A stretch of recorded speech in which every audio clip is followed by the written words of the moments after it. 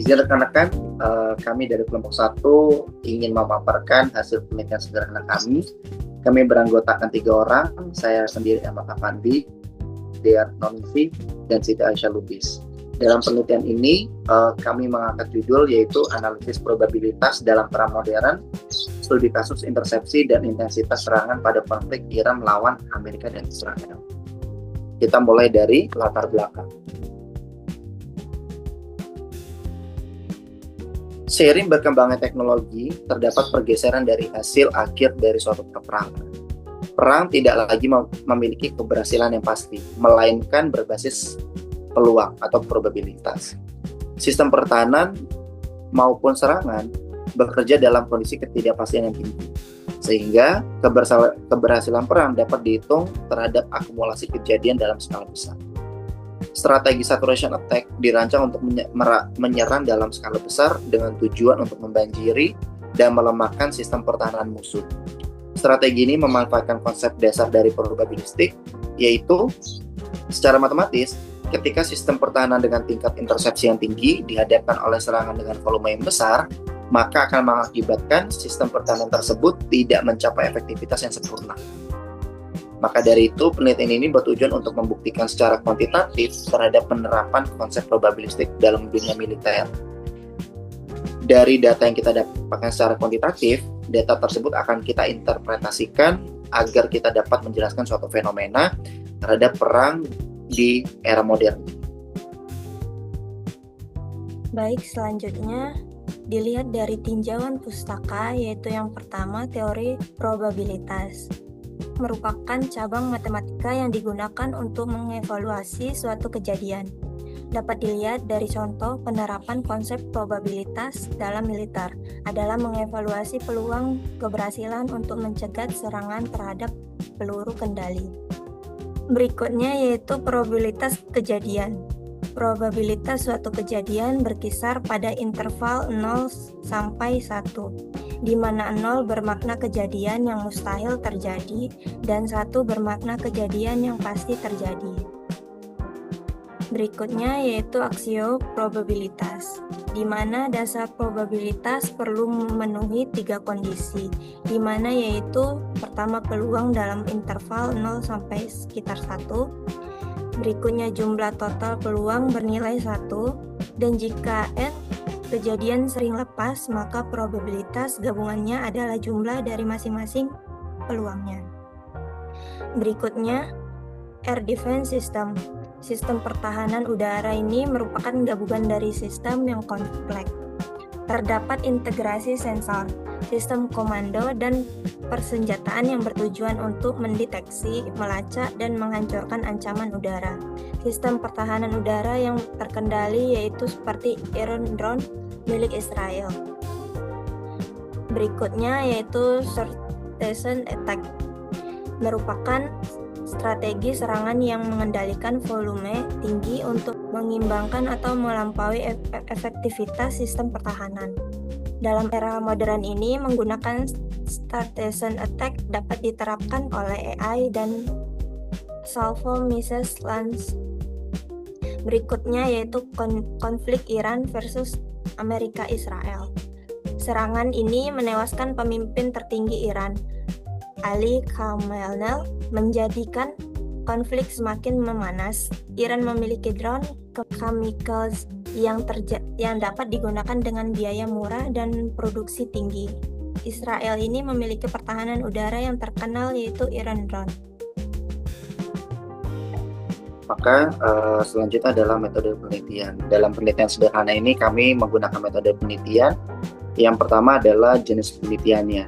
Jenis penelitian di sini adalah kuantitatif deskripsi yang bertujuan untuk menjelaskan suatu fenomena yang terjadi menggunakan bantuan angka sebagai acuan untuk menginterpretasikan kejadian yang diteliti. Lalu pendekatan penelitian.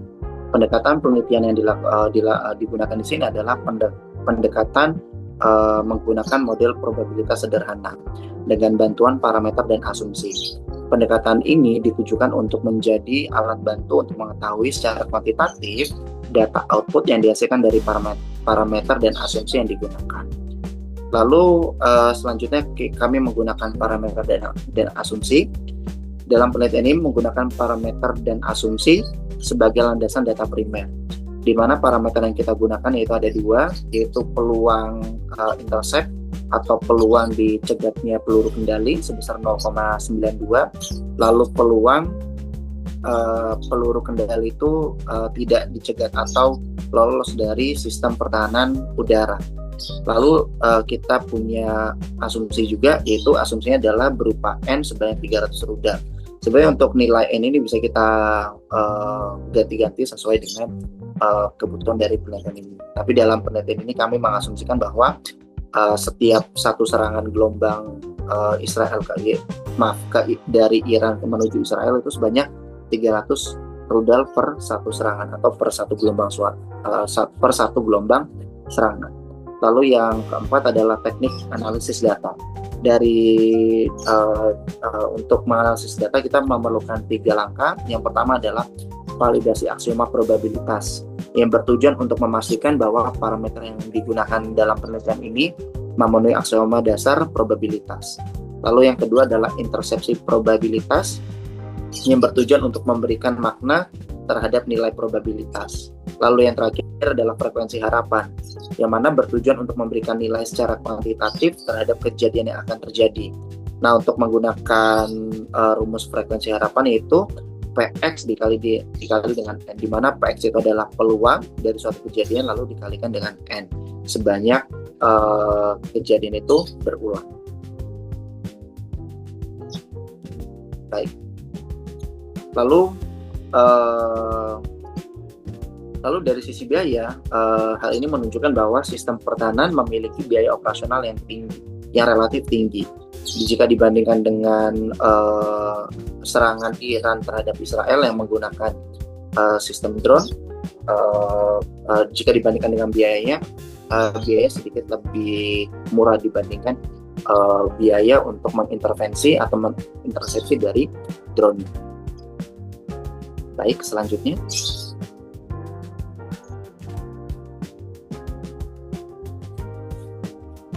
Baik, pada bagian hasil dan pembahasan ini, saya akan menjelaskan bagaimana pendekatan dari probabilitas ini digunakan untuk memahami efektivitas sistem pertahanan dalam konteks perang modern ini.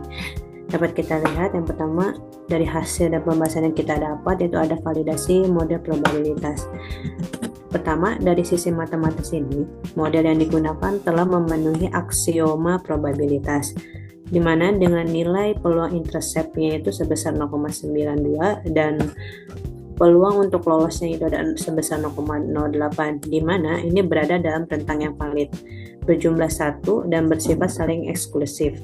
Artinya, model ini konsisten secara matematis dan dapat digunakan sebagai dasar analitis. Namun, perlu kita tekankan bahwa valid secara matematis ini bukan berarti sepenuhnya merepresentasikan kondisi lapangannya, karena dalam realitasnya probabilitas bersifat hanya dinamis.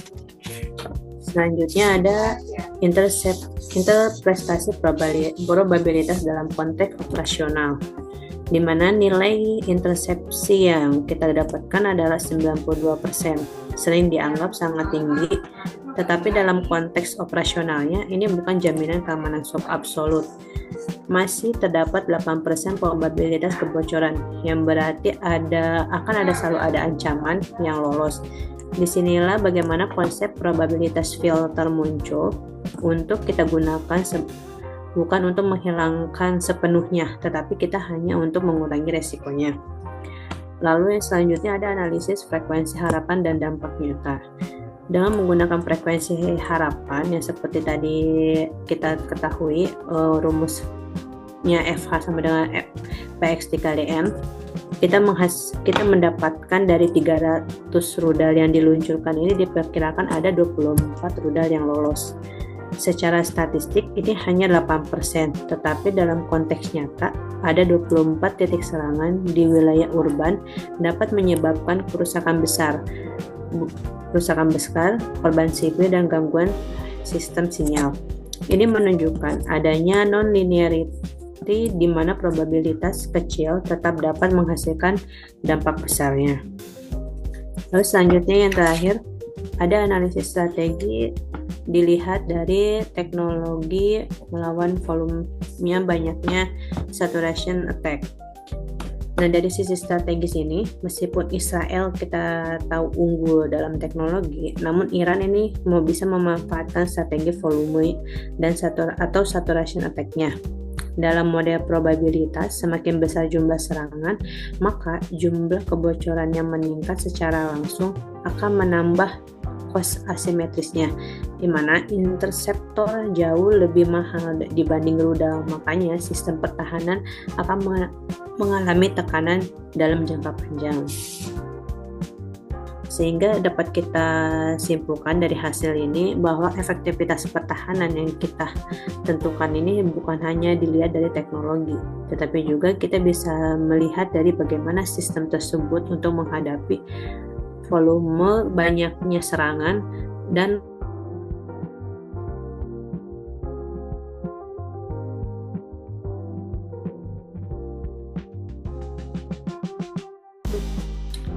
selanjutnya dari hasil analisis dapat disimpulkan bahwa perang modern tidak lagi bersifat deterministik, melainkan probabilistik. Sistem pertahanan dengan tingkat intersepsi tinggi tetap tidak mampu mencapai 100% keberhasilan, sehingga selalu terdapat residual risk-nya. Selain itu, superioritas teknologi tidak menjamin kemenangan karena volume serangan dan probabilistik leakage dapat menghasilkan kerusakan kumulatif yang signifikan. Dari hasil dan kesimpulan yang kita dapatkan, kita bisa merekomendasikan dengan adanya meningkatkan penguatan sistem pertahanan berlapis, integrasi teknologi berbasis AI dan prediksi probabilistiknya, lalu ada strategis quantity saturation-nya dan optimalisasi efisiensi biayanya, dan yang terakhir kita mengembangkan model probabilistik lanjutannya. Demikian pemaparan yang dapat kami sampaikan. Mohon maaf apabila terjadi kekurangan dalam penyampaian.